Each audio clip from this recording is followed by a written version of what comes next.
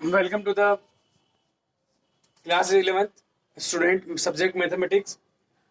It is a chapter 2 and exercise 2.2. In the last lecture we have solved completely 2.1 exercise 2.1 and this chapter is relation and function. In the exercise 2.2, after understanding the definition of the relation, that what is the relation, we have to go further questions. We need to solve the more questions related to the relation and function. Now in the last lecture हमने ये सीखा था कि relation क्या होता है. तो relation basically subset of A Cartesian product of the two sets. आपको कार्टेशियन प्रोडक्ट भी समझ में आ गया था और उसके साथ में हमने एक्सरसाइज 2.1 में कार्टेशियन प्रोडक्ट के भी बहुत सारे क्वेश्चन सॉल्व कर लिए थे. अभी हम यहाँ पर जो देख रहे हैं वो है हमारा एक्सरसाइज 2.2 और इस 2.2 के अंदर हमको क्या सीखना है वो देखिए. मैं यहाँ से पढ़ रहा हूँ. If A and B are two non empty set. अगर दो सेट हमारे पास ए और बी है ना, और नॉन एम्प्टी, इसमें उसका मतलब ये हुआ कि उसके अंदर कोई ना कोई एलिमेंट होगा. और ए के अंदर एलिमेंट के नंबर से पी, जैसे कि सेट ए है उसके अंदर टोटल नंबर ऑफ एलिमेंट हम लिखते हैं 3 4 5 3 4 5. तो इसी तरीके से उसके अंदर है पी. एन बी के अंदर है कितने क्यू. तो ए क्रॉस बी जब हम निकालेंगे, ए क्रॉस बी यानी कि कार्टेशियन प्रोडक्ट, तो उसके अंदर टोटल एलिमेंट कितने होंगे, पी इंटू क्यू. ये हो जाएगा हमारा एक ऑब्जेक्टिव कि ए के अंदर अगर पी एलिमेंट है, बी के अंदर अगर क्यू एलिमेंट है, और तो ए क्रॉस बी के अंदर total number of element will be P into Q. But the total number of relation कितने, कौन कौन और कितने कितने टाइप के रिलेशन हो सकते हैं. ए से बी पर जब रिलेशन डिफाइन होगा आर, ये एक सेट है, ये दूसरा सेट है, मान लीजिए ए से बी पर हम रिलेशन डिफाइन कर रहे हैं आर, तो टोटल नंबर ऑफ रिलेशन क्या निकल सकते हैं, 2 raise to the power P into Q. क्या फॉर्मूला है, 2 raise to the power P into Q. 2 raise to the power में मल्टीप्लाई होगा ए के एलिमेंट का, सेट ए के एलिमेंट, और मल्टीप्लाई सेट बी के एलिमेंट. सपोज जैसे कि एन ए के 3 एलिमेंट है, एन बी उसके है 5 एलिमेंट. तो टोटल नंबर ऑफ रिलेशन ए से बी पर जो रिलेशन के टोटल नंबर निकलेंगे दैट विल बी 2 की पावर पी क्यू. 2 की पावर पी यानी कि 3 मल्टीप्लाई बाय कितना हो जाएगा 5, दैट इज 2 की पावर 5 3 कितना हो जाएगा, ये हो जाएगा आपका 15. तो इस तरीके से हम यहाँ देख सकते हैं 2 रेज टू दी पावर 15, यानी कि आप इसको जब सोल्व करेंगे 2 का मल्टीप्लाई अप टू 15 टाइम करना है, इतने रिलेशन आपको क्या हो सकते हैं, उस पर मिल सकते हैं. ठीक है, ये तो हो गया हमारा एक एग्जांपल जो मैं आपको समझाने जा रहा था. ठीक है, इसके बाद हमारे पास क्वेश्चन आता है. Question number first, exercise 2.2. Question number first, set ए है जिसमें आपके पास 1 से लेकर कहाँ तक के एलिमेंट है, 14 तक के एलिमेंट है. यहाँ मैं लिख देता हूँ सिंस ए के अंदर एलिमेंट 1 2 3 4 5 6 7 8 9, ये आ गया 10 11 12 13 and it is 14 up to कहाँ से कहाँ तक है, 1 से लगाकर 14 तक है. रिलेशन क्या है हमारा, उसके अंदर ऑर्डर्ड पेयर एक्स वाई जो इस इक्वेशन को फॉलो कर रहे हैं. कौन सी, 3x minus y equal to 0. Since 3x minus y equal to 0, और we can write here 3x equal to y रख सकते हैं, और we can say that y equal to कितना आ जाएगा, 3x आ जाएगा. बेसिकली x कहाँ से लेना है हमको, x and y both belongs to set a. दोनों किसके एलिमेंट है, सेट a के एलिमेंट है. मतलब अपन क्या करेंगे कि x को अपन सिलेक्ट करते जाएंगे और y की वैल्यू करस्पॉन्डिंग कहाँ से निकालनी है अपनों को, सेट a में ही देखनी है. इफ लिखेंगे पहले x इक्वल टू 1, तो y इक्वल टू कितना हो जाएगा, तो यहाँ x की जगह अपन रखते हैं 1, तो y इक्वल टू हो जाएगा 3 मल्टीप्लाई 1 यानी कि कितना आ जाएगा 3, तो y की वैल्यू हो जाएगी 3. x इक्वल टू कितना 2, तो 3 2 जा कितना हो गया 6. x इक्वल टू 3, तो y इक्वल टू कितना हो जाएगा 3 3 जा 9. x इक्वल टू 4, तो y इक्वल टू कितना हो जाएगा 12. और सपोज यहाँ पे आ जाएगा x इक्वल टू हो जाएगा, सपोज 5 रखता हूँ मैं, तो y इक्वल टू हो जाएगा 5 3 15, लेकिन 15 इसमें सेट में नहीं है, इसलिए ये वैल्यू काम नहीं करेगी. समझ में आया कि x की वैल्यू अगर हम क्या रख रहे थे, 5 रख रहे थे, तो y की वैल्यू क्या हो जाती, 5 यहाँ रखते तो 5 3 जा कितना 15 हो जाती, लेकिन y 15 यानी कि 15 जो है वो इस सेट a में नहीं है, इसलिए ये वैल्यू काम नहीं करेगी. तो लिखेंगे देयरफॉर रिलेशन के अंदर क्या आ जाएगा आपका ऑर्डर्ड पेयर, ऐसे बनेगा एक्स वाई के फॉर्म में 1 3 1 3, फिर आ जाएगा 2 6, ये 2 6, फिर आ जाएगा आपका 2 6 3 9, फिर आ जाएगा आपका 4 और क्या आ जाएगा 12. ठीक है, अब आपको लास्ट लेक्चर में ये भी बताया था मैंने, डोमेन कैसे लिखेंगे, तो डोमेन फर्स्ट एलिमेंट का, रिलेशन के जितने भी ऑर्डर्ड पेयर होते हैं ना, रिलेशन के जितने भी ऑर्डर्ड पेयर है उन सबका फर्स्ट एलिमेंट जो होगा उन सबका सेट, तो 1 2 3 4 ये तो डोमेन। फिर आपका आ जाएगा रेंज, तो रेंज में सेकंड एलिमेंट का सेट 3 6 9 और कितना आ जाएगा 12।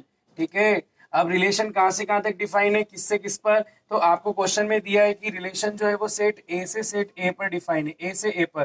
तो सेकंड सेट टोटल जो होता है पूरा सेकंड सेट वो क्या आ जाएगा आपका, आपका आ जाएगा को डोमेन में, को डोमेन। तो को डोमेन हो जाएगी आपकी सेट ए यानी कि ये आ जाएगा आपका 1 से 1 2 3 अप टू कहाँ तक आ जाएगा 14। ये अपन ने क्वेश्चन नंबर फर्स्ट सॉल्व कर लिया, बहुत इजी है। हमको पहले रिलेशन देखना है, रिलेशन के अंदर क्या इक्वेशन दे रखी है या कुछ भी दिया होगा उसको सॉल्व करेंगे, उसके बेसिस पर आर के ऑर्डर्ड पेयर फाइंड करेंगे, और आर के ऑर्डर्ड पेयर फाइंड करने के बाद हम क्या कर लेंगे, डोमेन रेंज और कोडोमेन को डिफाइन कर सकते हैं, उनको बता सकते हैं। ये बहुत सिंपल क्वेश्चन था। अगला क्वेश्चन जो हमारा आ रहा है, क्वेश्चन नंबर हम देखेंगे सेकंड,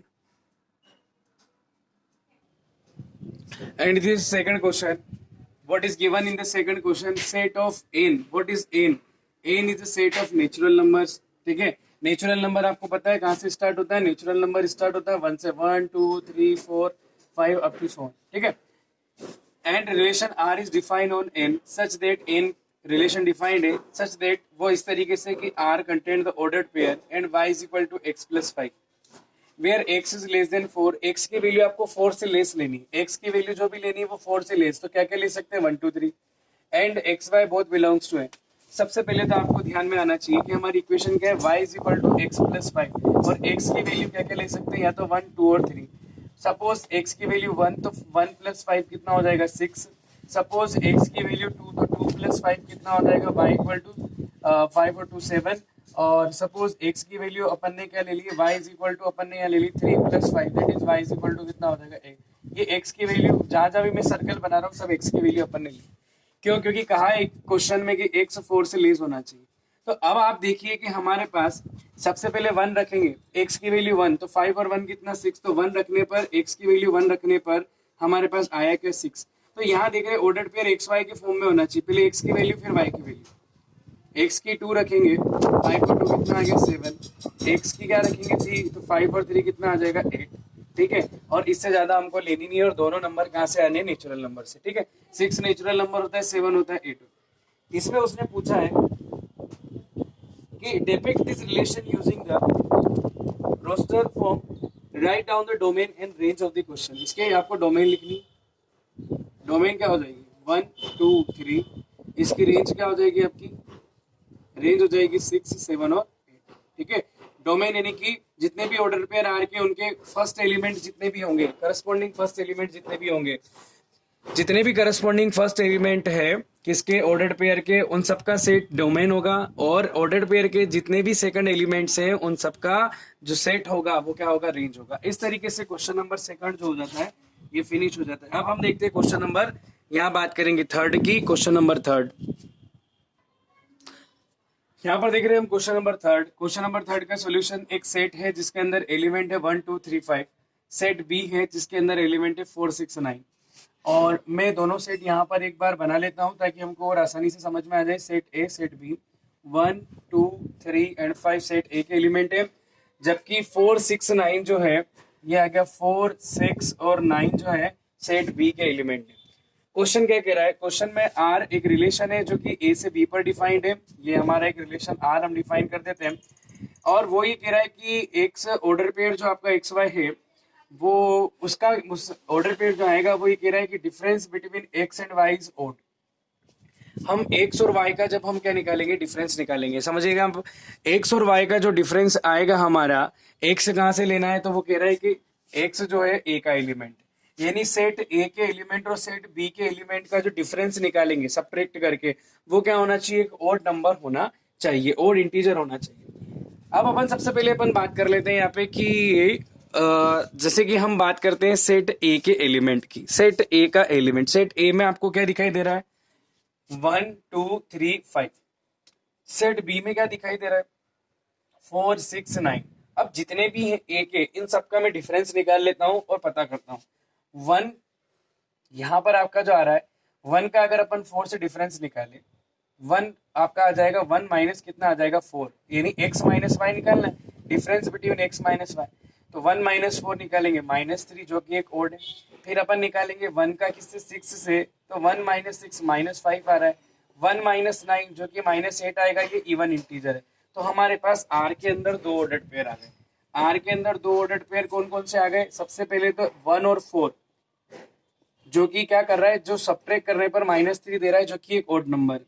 दूसरा आ जाएगा 1 और कौन सा आ जाएगा 6, क्योंकि ये भी -5। 1 से निकालने के बाद हम 2 से निकालेंगे, तो 2 और 4 दोनों का डिफरेंस, तो 2 माइनस 4 ये -2 होता है जो कि इवन है। 2 माइनस 6 ये होगा -4 जो कि इवन है। 2 माइनस 9 जो कि -7 होगा, तो एक ऑर्डर्ड पेयर और आ जाएगा आर के अंदर 2 9। फिर ये 2 से हो गया, अपन 3 से देखते हैं। 3 और 4 में डिफरेंस 1 का है, तो आ जाएगा आपका 3 और 4। फिर आ जाएगा आपका 3 और 6 में 3 का डिफरेंस है, तो 3 6, क्योंकि इवन अपनों को ओड इंटीजर मिल रहे हैं ना। फिर 3 और 9 तो 6 होगा, क्योंकि 3 माइनस 9 ये होता है -6 जो कि एक इवन इंटीजर है, ये नहीं होगा। फिर 5 की बात करते हैं। 5 4 में 1 का डिफरेंस है, तो 5 4। 5 6 में 1 का डिफरेंस है, तो 5 कितना 6। जबकि 5 और 9 दोनों को सब्ट्रैक्ट करेंगे तो 5 माइनस 9 कितना -4 आएगा, है ना। -4 एक इवन इंटीजर। तो अब R के अंदर कौन कौन आ गया, तो R के अंदर आ गया 1 1 4 1 6 2 9 3 4 3 6 5 4 5 6। तो R की अपनों को लिखनी है, यहाँ पर R को अपनों को लिखना था टेबुलर फॉर्म में, जो कि अपन ने लिख लिया। अब आपको क्या करना है, एक काम और करना है कि अगर हम कोडो इसकी डोमेन निकालना चाहें, तो इसकी डोमेन क्या होगी, तो 1 1 यहाँ से 1 आ जाएगा, 2 4 आ जाएगा, 3 और फिर आ जाएगा आपका कौन सा, 3 के बाद आ जाएगा आपका 5, है ना। ये सारी क्या हो जाएगी, इसकी डोमेन हो जाएगी 1 2 3 और 5। यहाँ 1 2 3 5 आ गया, ठीक है। और एक और कौन सा, क्योंकि फर्स्ट एलिमेंट को देख रहे हैं। फिर आपकी रेंज में कौन आएगा, तो रेंज में आपका आ सकता है 4 के बाद आ जाएगा यहाँ पे देखिए 6 के बाद आ गया 9। तीन एलिमेंट है, यानी कि एक्चुअली हम यहाँ देख रहे हैं कि इनमें से जो एलिमेंट है कुछ एक दूसरे से कनेक्टेड है, जहाँ पे डोमेन और रेंज ये बन जाएगी इनकी, ठीक है। वैसे क्वेश्चन में पूछा नहीं है, लेकिन अपन यहाँ पे फाइंड कर सकते हैं। तो ये क्वेश्चन जो था, ये क्वेश्चन नंबर हमारा कौन सा था, क्वेश्चन नंबर था हमारा 3rd। इसके बाद देखते हैं हम क्वेश्चन नंबर 4।